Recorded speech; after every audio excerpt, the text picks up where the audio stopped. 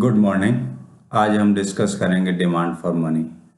मुद्रा की मांग क्या होती है, इसका अर्थ क्या है, इसमें अब तक क्या क्या डेवलपमेंट्स हुए हैं और कितनी इसमें थ्योरीज हैं और ये थ्योरीज अपने आप में एक दूसरे से कैसे अलग हैं। तो आइए पहले जानने की कोशिश करते हैं कि डिमांड फॉर मनी से मतलब क्या है। What is the meaning of demand for money. Demand for money का मतलब होता है कि जो नकदी हम लोग अपने पास रखना चाहते हैं उसे डिमांड फॉर मनी कहते हैं। Demand for money is basically demand for holding money in the cash form, and this demand for money is for the real cash balances, not the nominal balances, not the nominal cash balances. Real cash balances का मतलब होता है जब मुद्रा की मांग करते हैं तो हम नॉमिनल मांग नहीं करते हैं, हम मुद्रा की जो क्रय शक्ति है, परचेजिंग पावर है, उसको डिमांड कर रहे होते हैं कि with that money how much we can buy. We are demanding the purchasing power of money. Why? Because money helps in buying things, goods and services. So demand for money is demand for its purchasing power. Demand for money is demand for the purchasing power of money.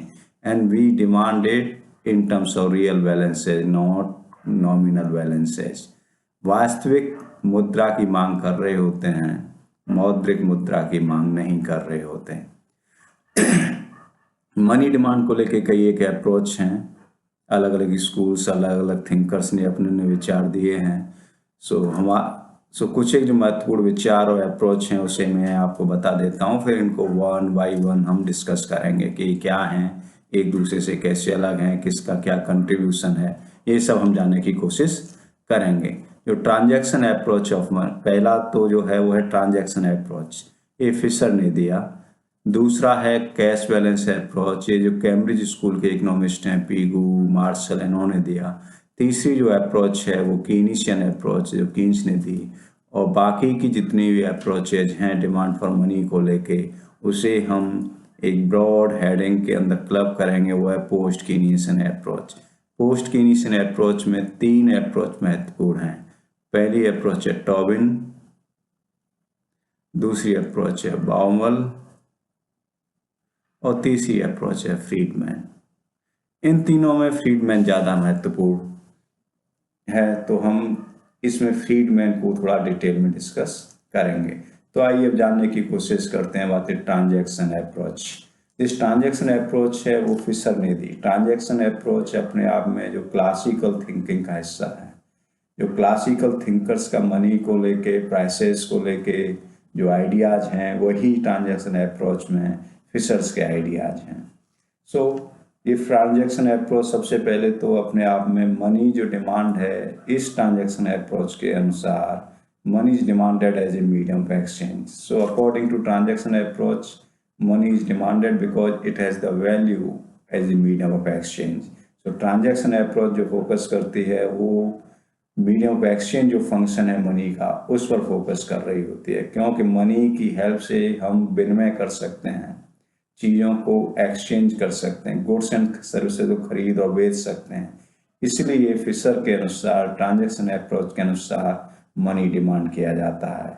Again money demand means real cash balances के लिए demand है। So this is transaction approach. और transaction approach में money demand जो है किन बातों पर डिपेंड करती है, आइए ये भी जानने की कोशिश करते हैं। लेकिन इससे पहले कि हम ये जाने कि मनी डिमांड किस बात पर डिपेंड करती है, हम ये जानते हैं कि इनइक्विलिब्रियम मनी सप्लाई है वो मनी डिमांड के बराबर होती है। So in equilibrium money supply is equal to money demand. और क्वांटिटी थ्योरी में जो फिशर की क्वांटिटी थ्योरी ऑफ मनी थी, वहाँ से हम पढ़कर आए हैं कि M V is equal to P T, और इसलिए m is equal to 1/p into P T. और m क्या हमारा मनी सप्लाई है, और इक्विलिब्रियम में money supply is equal to money demand. So हम कह सकते हैं कि money demand is equal to 1/v into P T. अब p क्या है, p यहाँ प्राइस लेवल है, t क्या है, t transaction, number of transactions हैं, नंबर ऑफ ट्रांजैक्शंस हैं, और v is the transaction velocity of money है। ट्रांजैक्शन वेलोसिटी ऑफ मनी है। V को फिशर टेक्निकल कांस्टेंट मान के चलता है। P प्राइस लेवल है और number of transactions, T number of transactions. So according to Fisher जो मनी डिमांड है वो 3 चीजों पर डिपेंड करती है। नंबर 1 वेलोसिटी ऑफ मनी पर, नंबर 2 प्राइस लेवल्स पर, number 3 number of transactions in the economy. So अगर इकोनॉमी नंबर ऑफ ट्रांजैक्शंस बढ़ जाएंगे तो मनी डिमांड बढ़ेगी। अगर इकोनॉमी में प्राइस लेवल बढ़ते हैं तो मनी डिमांड इकोनॉमी में बढ़ेगी। ये फिशर का आइडिया है transaction approach, completely focusing on the medium of exchange. इसी प्रोसेस में जो दूसरी थ्योरी है जो कि क्लासिकल थिंकिंग का ही हिस्सा है वो है cash balance approach of the Cambridge school. जो कैम्ब्रिज स्कूल के इकोनॉमिस्ट थे उन्होंने मनी डिमांड के लिए एक नई थ्योरी दी जिसे हम कहते हैं cash balance approach. Cash balance approach का मतलब है कि यहाँ जो मनी क्यों डिमांड किया जाता है, इन थिंकर्स के अनुसार मनी को डिमांड करते हैं कि उसकी वैल्यू है as a store of value. So जैसे कि Fisher medium of exchange function पर फोकस कर रहा था एंड ये कैश बैलेंस जो अप्रोच के थिंकर्स हैं वो मनी के स्टोर ऑफ वैल्यू फंक्शन पर फोकस कर रहे हैं, क्योंकि हम अपनी वैल्यू को मनी के रूप में स्टोर कर सकते हैं। वैल्यू ऑफ आवर एसेट्स को we can store in terms of money, इसलिए मनी को हम डिमांड कर रहे हैं। ये इनकी थिंकिंग है और इनके अनुसार जो मनी जो डिमांड है इज इक्वल टू के इंटू पी इंटू वाई। के यहाँ क्या है, चलिए सबको पता, के यहाँ है proportion of income. K here is proportion of nominal income people want to hold is cash balance. ये हमारी जो इनकम है उसका कौन सा हिस्सा लोग अपने पास नगदी के रूप में रखना चाहते हैं, वो के है। This is constant. Cash balance approach में ये हम कांस्टेंट मान के चलते हैं कि दिस इज कांस्टेंट। जैसे कि लोग अगर 25% हिस्सा अपने पास रखना चाहते हैं of the nominal income, nominal income है पी इंटू वाई का, 25% हिस्सा अपने पास रखना चाहते हैं। सपोज इनकम हमारी 1 लाख रुपए है किसी देश की nominal income, let us assume, लोग 25,000 रुपए अपने पास एज नगद रखना चाहेंगे। उनकी डिमांड फॉर मनी क्या है, is ₹25,000। Okay, so this is के। सो के क्या हो गया, 1/4 और 25% of the total nominal income. PY is our nominal income. P here is price level and Y here is real income. So according to cash balance approach of Cambridge School, money demand है वो के P और by का function है। क्यों के constant है, so ultimately money demand सिर्फ 2 चीजों का ही फैक्टर है और अल्टीमेटली मनी डिमांड 2 फैक्टर्स पे डिटरमाइन करती है। वो क्या है, price and the real income. And cash balance approach के अकॉर्डिंग जो डिमांड फॉर मनी है वो नॉमिनल इनकम का लीनियर और प्रोपोर्शनल फंक्शन होता है। लीनियर रेखीय है और आनुपातिक है। रेखीय और आनुपातिक का मतलब होता है, अगर हम ग्राफ खींचे, यहां देखिए तो उसका ग्राफ इस तरीके से बनेगा, ऐसे दिस। यहाँ पी वाई लेते हैं, यहाँ हम एम डी लेते हैं कि जैसे जैसे वाई बढ़ेगी तो मनी डिमांड भी बढ़ती चली जाएगी। ये रेखीय है, एकदम से प्रोपोर्शनल है। जिस प्रोपोर्शन में हमारी नॉमिनल इनकम बढ़ेगी उसी प्रोपोर्शन में मनी डिमांड भी बढ़ेगी। सपोज मान के चलिए कि नॉमिनल इनकम हमारी 10% से बढ़ जाती है तो मनी डिमांड भी 10% से बढ़ जाएगी। अगर नॉमिनल इनकम 25% से बढ़ गई तो मनी डिमांड भी 25% से ही बढ़ जाएगी। इस स्टेटमेंट का एक नेचुरल जो डिडक्शन है वो ये है कि जो डिमांड फॉर मनी है उसकी जो price elasticity of demand for money वो 1 है और income elasticity of demand for money भी 1 है। क्यों, क्योंकि ये प्रोपोर्शनल रिलेशनशिप है। सो किसका, नेशनल इनकम का, नॉमिनल इनकम का, पी एंड वाई का, उसी प्रोपोर्शन में बढ़ेगी। उसी प्रोपोर्शन में बढ़ाने के लिए दोनों की price elasticity of money, demand for money, income elasticity of demand for money 1:1 होनी चाहिए, तभी ये प्रोपोर्शनल रिलेशनशिप सेटअप होता है। इसलिए price elasticity and income elasticity of demand for money is unity. इसे फिर समझ लेते हैं, जैसे सपोज प्राइस 5% से बढ़ जाए इकोनॉमी में तो मनी डिमांड भी 5% से बढ़ जाएगी। अगर इनकम, रियल इनकम 5% से बढ़ जाए इकोनॉमी में, तो मनी डिमांड भी 5% से बढ़ जाएगी। अगर नॉमिनल इनकम 5% से बढ़ जाए इकोनॉमी में, तो मनी डिमांड भी 5% से बढ़ जाएगी। ये इस स्टेटमेंट का मतलब है। So this was the cash balance approach of demand for money given by the Cambridge school of thinkers और इकोनॉमिस्ट। नेक्स्ट अप्रोच है, जैसा कि हम जानते हैं, क्लासिकल के बाद 1929 में वैश्विक मंदी के दौर से उबरने के लिए कीन्स की थ्योरी आई। जैसे कीन्स ने एम्प्लॉयमेंट एंड इनकम के ऊपर, जीडीपी के ऊपर अपने विचार व्यक्त किए, ठीक वैसे ही कीन्स ने अपने कुछ एक थॉट्स रखे डिमांड फॉर मनी को लेके। कीन्स का कंट्रीब्यूशन इस बात में है कि उसने डिमांड फॉर मनी के लिए एक नई अप्रोच दी, और वो नई अप्रोच उसका जो है वो है speculative motives for money. So Keynes की जो डिमांड फॉर मनी है, अप्रोच है, थ्योरी है, उसे हम liquidity preference theory of money भी कहते हैं। लिक्विडिटी प्रेफरेंस मीन्स कि लोग कितना मुद्रा अपने पास लिक्विड के रूप में रखना चाहते हैं, तरल के रूप में रखना चाहते हैं। So liquidity preference theory means demand for money theory of Keynes. Always keep this in mind. So motive क्या है? तो कीन्स ने डिमांड फॉर मनी के लिए एक नई थ्योरी दी। इस थ्योरी को हम कहते हैं motive theory of demand for money. Keynes ने बताया कि हम डिमांड 3 मोटिव्स के लिए करते हैं। पहला है ट्रांजैक्शन मोटिव, विनिमय के लिए। दूसरा है प्रिकॉशनरी मोटिव। देन तीसरा है स्पेकुलेटिव मोटिव। स्पेकुलेटिव का मोटिव होता है सट्टा बाजारी के लिए, सट्टा बाजार के लिए। यहाँ हो गया विनिमय के लिए, ये हो गया precautionary motive. So demand for money is always for real balance है, रिपीट करने की जरूरत नहीं है, हम ये बात पहले ही स्पष्ट कर चुके हैं। अकॉर्डिंग टू कीन्स, कीन्स क्या कहता है ट्रांजैक्शन मोटिव्स को लेके? कीन्स ने कहा कि मनी डिमांड हम 3 मोटिव्स के लिए करते हैं। अब हम वन बाय वन तीनों मोटिव्स को डिस्कस करेंगे। कीन्स कहता है जो transaction motive demand for money है is function of income only, कि जैसे ही इनकम बढ़ेगी तो हमारी transaction motive for demand for money will also increase. क्यों? कि इनकम बढ़ने से हमारा कंजम्पशन एक्सपेंडिचर बढ़ेगा, उस कंजम्पशन एक्सपेंडिचर के लिए हमें मुद्रा की जरूरत पड़ेगी, इसलिए हमारी डिमांड फॉर मनी भी इंक्रीज करेगी। ये कीन्स का आइडिया है ट्रांजैक्शन मोटिव को लेके। और उसने यहाँ स्पष्ट रूप से कहा कि जो transaction motive demand for money है वो रेट ऑफ इंटरेस्ट पर डिपेंड नहीं करती है। लेकिन बाद में चल के जो कीन्स के बाद जो डेवलपमेंट हुए, जैसे बॉमल, टॉबिन, फ्रीडमैन, इन सभी ने ये माना कि डिमांड फॉर मनी है even for the transaction motive is also a function of rate of interest, कि transaction motive rate of interest से भी इन्फ्लुएंस होती है, प्रभावित होती है।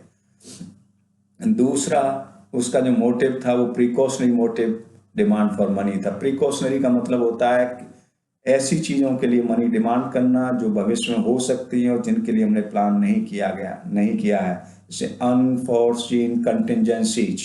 अनफॉर्सीन कंटिजेंसी का मतलब होता है जैसे कि आप कहेंगे बीमार हो गए, एक्सीडेंट हो गया, ऑल ऑफ ए सडन कोई नेचुरल कैलेमिटी हो गई, तो ये चीजें आप भविष्य में देख नहीं सकते हो लेकिन ऐसी हो सकती हैं, तो उन चीजों के लिए भी हम मनी डिमांड करते हैं। इसे हम प्रिकॉशनरी डिमांड फॉर मनी कहते हैं। कीन्स ने अगेन यहाँ मान के चला कि जो प्रिकॉशनरी डिमांड फॉर मनी है वो भी इनकम का फंक्शन होता है।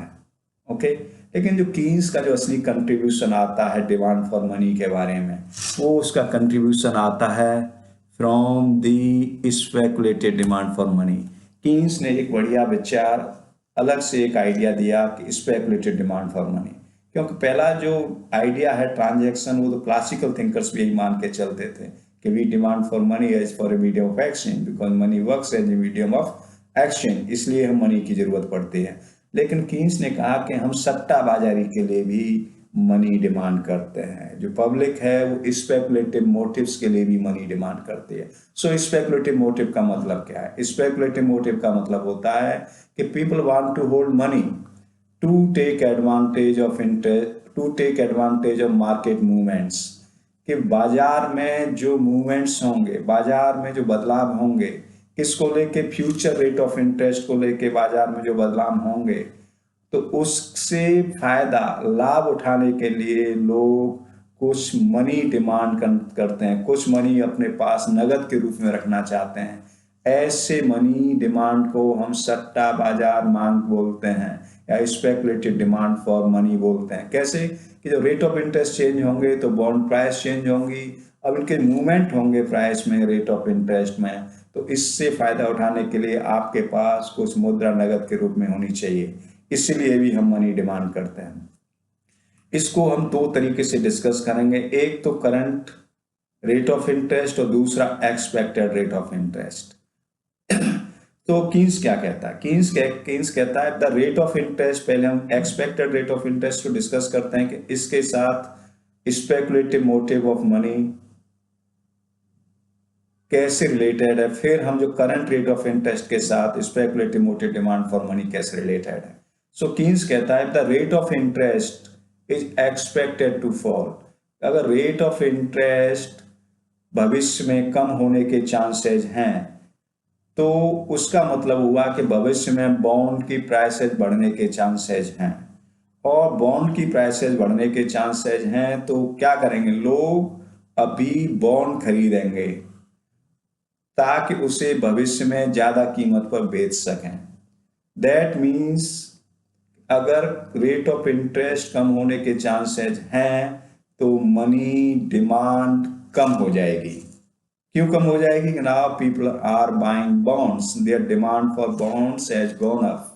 अब वो बॉन्ड्स खरीद रहे हैं, अपने पास पैसा नहीं रख रहे हैं। बॉन्ड्स क्यों खरीद रहे हैं? क्योंकि मान के चल रहे हैं कि भविष्य में ब्याज दरों के कम होने के चांसेस हैं, जिसकी वजह से बॉन्ड की प्राइस बढ़ेंगी और कैपिटल एप्रिसिएशन होने के चांसेस हैं, और कैपिटल एप्रिसिएशन होने से उन्हें फायदा हो सकता है। इसलिए अब उनके पास जो पैसा अभी तक नगद में रखा हुआ था उस पैसे को वो बॉन्ड्स में लगा रहे हैं, तो ऑटोमेटिकली डिमांड फॉर मनी कम हो गई। कब कम हो गई? जब rate of interest are expected to fall. इसका अपोजिट क्या होगा?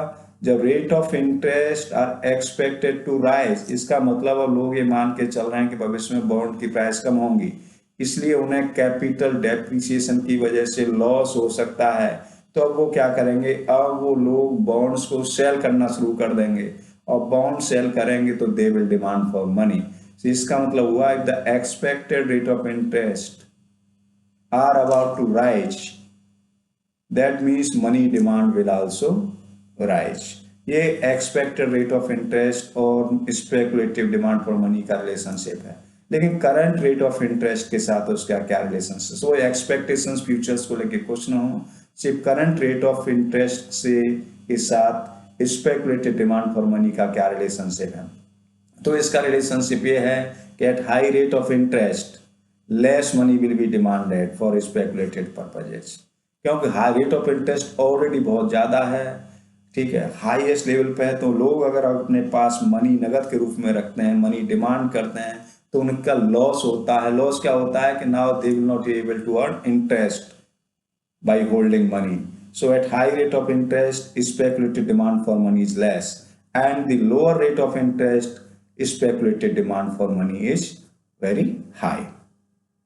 कीन्स ने एक और इंटरेस्टिंग रिलेशनशिप दिया करंट रेट ऑफ इंटरेस्ट के साथ, कि at the current rate of interest के साथ जो स्पेकुलेटिव डिमांड फॉर मनी है उसका जो फंक्शन है इज ए डिक्रीजिंग, कि जैसे high rate of interest lower money demand and lower rate of interest higher money demand.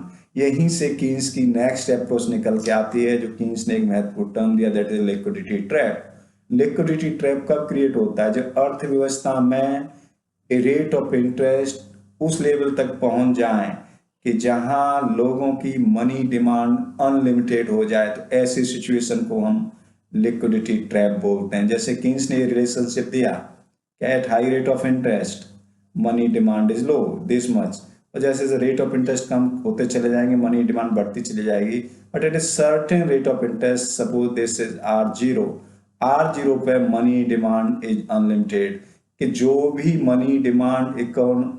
Money economy में सप्लाई होगा is at a very low rate of interest, people will hold all the money that comes in their way, कि जितना भी money आएगा इस लो rate of interest पे लोग उस पूरे के पूरे मनी को अपने पास रखेंगे। क्यों रखेंगे? क्योंकि ना रेट ऑफ इंटरेस्ट इतने कम हैं कि अब इससे नीचे रेट ऑफ इंटरेस्ट नहीं जा सकते। अब जब भी भविष्य में रेट ऑफ इंटरेस्ट जाएंगे तो इससे ऊपर ही जाएंगे, और इससे ऊपर जाएंगे तो बॉन्ड प्राइस कम होंगे, और बॉन्ड प्राइस कम होंगे तो कैपिटल डेप्रिसिएशन होने से उन्हें लॉस हो सकता है। इस लॉस को अवॉइड करने के लिए, कैपिटल लॉस को अवॉइड करने के लिए, at a very low rate of interest people hold all the money that comes in their way. इसलिए इस पूरी कंसेप्ट को, जब लोगों की मनी डिमांड परफेक्टली इलास्टिक हो जाती है at a very low rate of interest, इसे हम कहते हैं लिक्विडिटी ट्रैप, तरलता जाल। Okay, good. Now next is aggregate demand for money. So Keynes के अनुसार एग्रीगेट डिमांड फॉर मनी क्या होगी? कीन्स ने बोला कि जो एग्रीगेट डिमांड फॉर मनी है, एक तो M1 है। M1 is basically your transaction motive demand for money is a function of income, Keynes मान के चला। M2 precautionary demand for money, M2 is speculative demand for money, or according to Keynes this is function of rate of interest। तो initially Keynes ने बोला कि money demand है is equal to M1 plus M2, उसने additive nature बताया, दोनों को जोड़ दें तो मनी डिमांड निकल के आ जाएगी। That means L1Y plus L2R। लेकिन लेटर ऑन कीन्स ने इसमें इंप्रूव किया, उसने दोनों क्लब कर दिया, बोला money demand is function of both Y and R। Y क्या है? हमारी nominal income, Y is your nominal income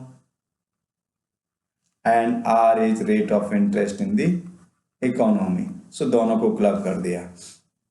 लेकिन इसके बाद पोस्ट कीन्सियन डेवलपमेंट होते हैं कीन्स मनी डिमांड को लेके। जैसे कि हमने कहा कि ट्रांजैक्शन जो मोटिव था, उस मोटिव में कीन्स मान के चलता था कि मनी डिमांड सिर्फ इनकम का ही फंक्शन होती है, रेट ऑफ इंटरेस्ट का नहीं। इसको लेके कुछ एक इकोनॉमिस्ट की सहमति नहीं थी, they were not buying this point of the Keynes, तो उन्होंने अपनी कुछ एक विचार रखे और बाद में चल के उनके विचारों को भी मनी डिमांड में इंक्लूड किया गया। एक इसकी अप्रोच है टॉबिन्स का पोर्टफोलियो अप्रोच। एक तो टॉबिन्स का पोर्टफोलियो अप्रोच क्या है? जैसे कीन्स तो ये मान के चलता था कि या तो लोग अपने पोर्टफोलियो को, the portfolio of the people is pure, that means या तो लोग मनी होल्ड करते हैं अपने पास, या लोग अपने पास बॉन्ड होल्ड करते हैं। there no mixed portfolio for the individuals. This was the viewpoint of Keynes। लेकिन टॉबिन्स ने कहा कि लोग मिक्स पोर्टफोलियो होल्ड करते हैं, कि मनी और बॉन्ड दोनों ही एक साथ होल्ड कर सकते हैं।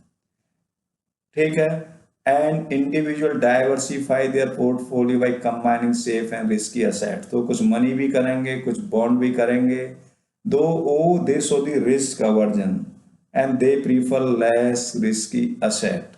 सो टॉबिन ने कहा कि एक तो टॉबिन का ये कंट्रीब्यूशन था। दूसरा टॉबिन ने कहा कि जो मनी डिमांड है, transaction motive demand for money है, is also function of rate of interest. So Tobin ने जो दो महत्वपूर्ण चेंज किए कीन्स के अप्रोच में, पहले तो उसने कहा कि जो एसेट्स हैं वो प्योर नहीं होती हैं, कि आइदर इंडिविजुअल इन मनी और इन बॉन्ड, ऐसा नहीं होता है, या इंडिविजुअल मनी और बॉन्ड और दूसरी जो रिस्की एसेट्स हैं उन एक साथ होल्ड कर सकता है।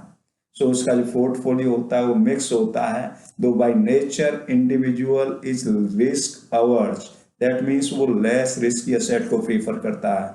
दूसरा जो कंट्रीब्यूशन था, टॉबिन्स ने कहा कि जो मोटिव है, transaction motive demand for money है, इनकम के साथ साथ वो रेट ऑफ इंटरेस्ट का भी फंक्शन होता है। इसके बाद फिर दूसरी जो एक और इकोनॉमिस्ट बॉमल, उन्होंने अपनी एक अप्रोच दी मनी डिमांड को लेके, उसे हम बॉमल्स इन्वेंट्री अप्रोच बोलते हैं। उसने कहा कि फोकस, जैसे कि बिजनेसमैन इन्वेंट्री बिल्डअप करते हैं अपने बिजनेस को चलाने के लिए, कीन्स ने कहा, बॉमल ने कहा कि individuals also hold inventories of money.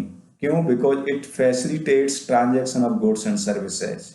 जैसे कि बिजनेसमैन गुड्स एंड सर्विसेज की इन्वेंट्री अपने गोडाउन में होल्ड करते हैं, जैसे इंडिविजुअल्स भी मनी की इन्वेंट्री होल्ड करना चाहते हैं, क्योंकि ये ट्रांजैक्शन को फैसिलिटेट्स करता है गुड्स एंड सर्विसेज को। कितना मनी होल्ड करेंगे, कितना मनी विड्रॉ करेंगे, ठीक है, it is given by this formula. C is equal, this is cost formula. C is equal to under root 2 by upon R. Okay. Now we move to the next concept, that is Friedman theory of demand for money. अब ये Friedman का बड़ा contribution है in the money economics, in the monetary economics. In fact Friedman के जो monetary economics दी है, जो money को लेके उसके आइडियाज हैं, उसको लेके इकोनॉमिक्स में एक नए विचार की शुरुआत होती है. We call that as monetarist economics. अभी है क्या फ्रीडमैन की थ्योरी, क्या डिमांड फॉर मनी? फ्रीडमैन जो मनी को only a type of asset मान के चलता है. जैसे इंडिविजुअल की तमाम असेट्स होती हैं, वैसे ही मनी एक असेट है. क्या सोचिए, इंडिविजुअल के पास शेयर इक्विटीज हो सकती हैं, इंडिविजुअल बॉन्ड्स हो सकते हैं, इंडिविजुअल के पास मनी हो सकता है, money is one of this, wealth हो सकती है, और सेज में परमानेंट इनकम, तमाम तरह के इंडिविजुअल के पास कुछ इंस्टीट्यूशनल फैक्टर्स की वजह से इनकम हो सकती है. सो फ्रीडमैन मनी को सिर्फ एक असेट मान के चलता है और consider demand for money as a demand for capital asset. तो वो डिमांड फॉर मनी को एज ए असेट की डिमांड मान के चलता है.